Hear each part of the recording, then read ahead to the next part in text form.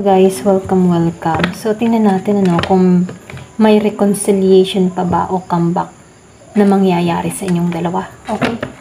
May reconciliation ba o comeback na mangyayari sa inyong dalawa? May reconciliation ba o comeback na mangyayari sa inyong dalawa? Give me the message. May reconciliation ba o comeback na mangyayari sa inyong dalawa? Give me the message.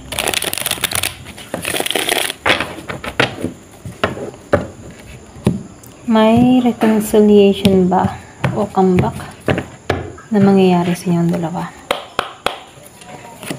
So, lumabas ang The Devil reverse, The Hermit reverse, Knight of Cups. So, dito, lumabas ang 8 of Pentacles reverse, 6 of Pentacles reverse, King of Pentacles reverse. So, nagdagan ko dito, the Star upright, King of Pentacles upright, merong Ace of Wands reverse, Page of Wands upright, 4 of Cups reverse, meron ditong Temperance upright, and the Knight of Swords. So, nakikitaan ko dito yung mabilis na action. So, nakikitaan ko dito yung Virgo, Capricorn, Scorpio, Cancer, or Pisces. Lumabas din dito ang Taurus. Malakas ang Earth sign.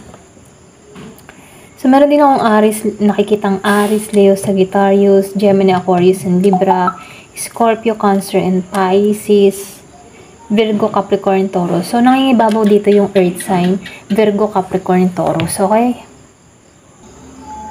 So, dito, nakikitaan ko dito yung overall energy. Medyo malalim to. Okay? So, nakikitaan ko dito na meron ditong energy ng releasing, realization, and reconnection. Okay? So, divine timing lang to. So, dito, hindi pa tapos, pero kailangan munang pagdaanan yung mga pagsubok na to. Okay? So, nakikitaan ko dito may pag-asa ng reconciliation, pero hindi agad-agad. Kailangan muna ng healing, growth, at emotional maturity bago muling magtagpo kayo rito. Okay? So, nakikitaan ko dito dahil lumabas ang The Devil reverse dito and the Hermit reverse dito. Ito yung simula ng proseso. Dito lumalabas yung pareho na kayong nakalaya sa toxic pattern o emotional attachment na sobrang bigat noon. Okay? So, nakikitaan ko dito sa The Hermit. Naka-reverse kasi siya rito Then, sinabayan pa ng The Devil reverse. May panahon na pareho kayong nagtatampo or umiiwas. So, nakikitaan ko dito, isa sa inyo o pareho kayo ay nagkaroon ng takot na bumalik dahil sa hiya or guilt.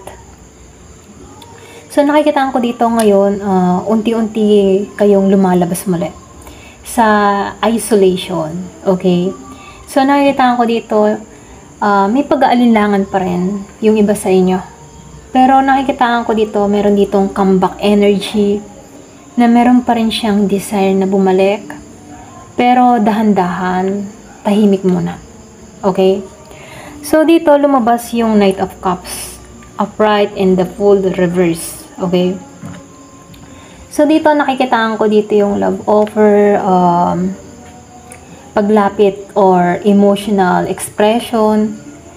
May yung matipong may isa sa inyo, pwedeng malamang siya or pwedeng rin siya, okay, na gustong lumapit muli, pero dahil lumabas ang The Fool reverse, nakikitaan ko dito na natatakot siya na magkamali muli. Okay?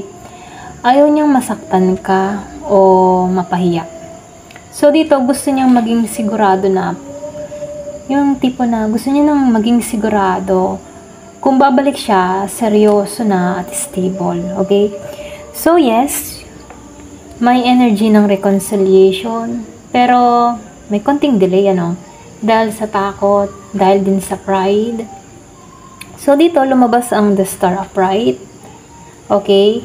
And sinabayan siya ng 8 of Pentacles reverse and 6 of Pentacles reverse. Parehong naka-reverse dito.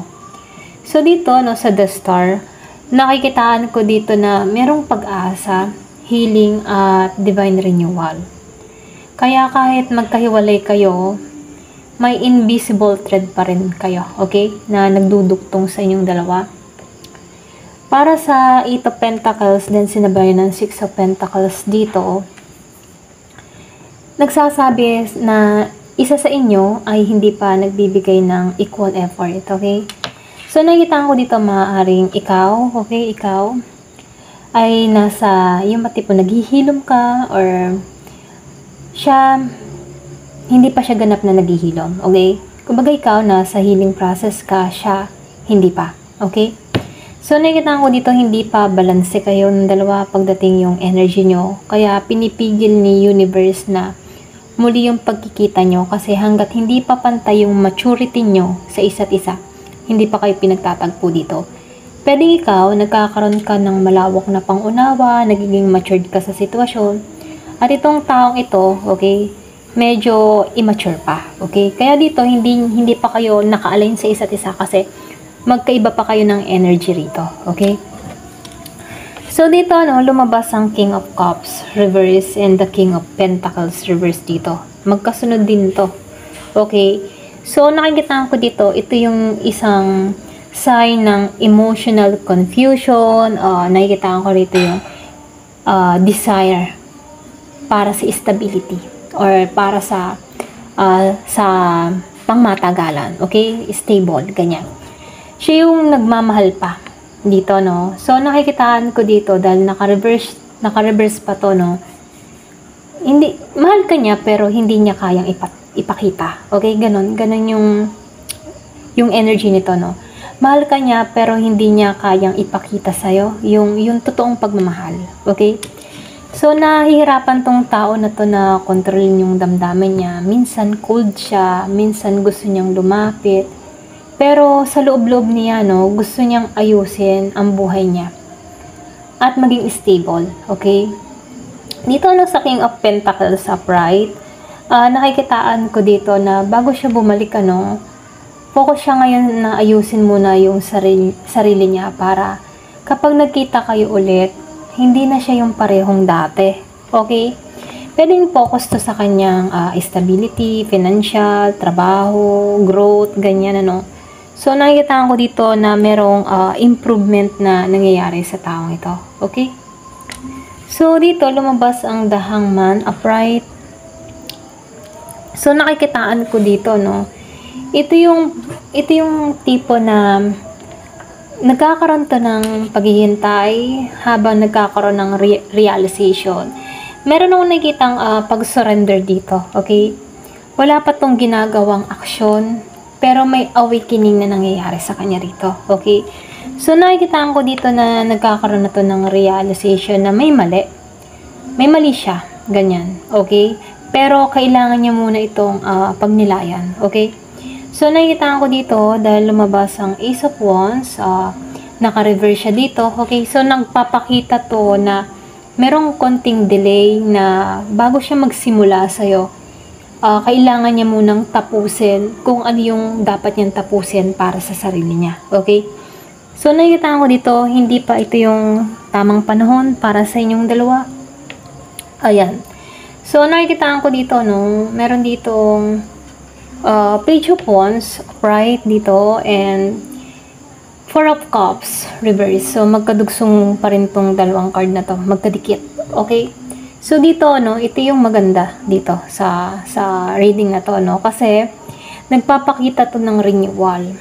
So, nakikita ko dito na yung interested pa rin siya sa'yo. Curious. Andun pa rin yung interest. Ang tao ito ay maaaring mag-message or biglang magparamdam ulit sa near future, okay? So, lalo na kapag handa na siyang iwan yung lungkot or yung kanyang mga dating gawe, okay? Dito sa Four of Cups reverse, ano, nakikitaan ko dito na magsisimula ito ng light communication, okay? Pwedeng simpleng hi, very casual, parang gusto lang kamustahin ka, hello, kamusta, ganyan. Pero ito yung simula ng second chance, okay, na energy. So, expect mo yung small reconnection, message sa near future, ano. So, meron akong nakikitang malalim na ibig sabihin kung bakit nagpaparamdam tong tao. Kumbaga, hindi kanya bibiglain, ano. Nakikitaan ko dito, para lang ma-reconnect muli yung connection. Ayan. So, nakikitaan ko dito, pwedeng i-start as a friend or pwedeng mga musta lang. Pero, yun yung paraan niya para makuha muli yung attention mo. Okay? So, dito, lumabas yung Temperance and the Knight of Swords. Parehong naka-upright siya dito. Okay? So, ito yung outcome dito. Yung Temperance ay simbolo ng divine timing, orchestration. Okay? So, merong healing, patient, and reunion sa tamang panahon. Okay? So, nakikitaan ko dito, hindi ito pilit. Kumbaga, nakikitaan ko dito, darating na pareho na kayong healed, pareho na kayong naghilom sa mga pinagdaanan nyo sa nakaraan. Okay? So, nakikitaan ko dito na pag nangyari yon, lumabas yung Knight of Swords upright, may mabilis na galaw na gagawin tong tao na to. Bigla ang paglapit o surprise contact, ganun, okay? So, kumbaga nakikita ko dito, inihahanda kayo dito sa emotional na comeback. Okay? Mabilis sa totoo. Kumbaga pwedeng maramdamin to, madrama, or pwedeng merong pagluha, okay? Para lang yung comeback nyo, okay? Sobrang merong feelings, ganun, okay? So, nakikitaan ko dito yung pinaka-mensahe sa'yo, no? Hindi pa ito tapos. Okay? So, dito, nilalatag dito na yung panahon na lang yung paghihilom sa inyong dalawa para magsimula yung pagbabago. Okay? Pareho kayong kailangang lumaya muna sa dating pattern para magtagpo ulit kayo. Okay? Pero yung pagtatagpo nyo na dito ay yung mas matatag at mas totoo. Kasi dito yung separation na nangyari sa inyo, pwedeng para yung mga mag-matured or para din lumago yung bawat isa, para malaman yung mga pagkakamali na nagawa at para maitama yung mga sarili. Okay? So, nakikitaan ko dito, yes, merong reconciliation energy, pero may proseso muna. Okay? So, nakikitaan ko dito mag-start sa pagpapatawad sa sarili. Lalo na yung isa't isa. Yung pag-aayos sa sarili para maging stable, lalo na siya. Okay? So, meron ditong pagbabalik ng light communication. Yung simpleng hi, hello, kamusta ka? Anong nangyari sa'yo mo? Ganun ano. So, konti, casual lang, magpaparamdam lang. Titingnan lang kung magre-react ka or magre-respond ka. Okay? So, ganun yung estilo nito.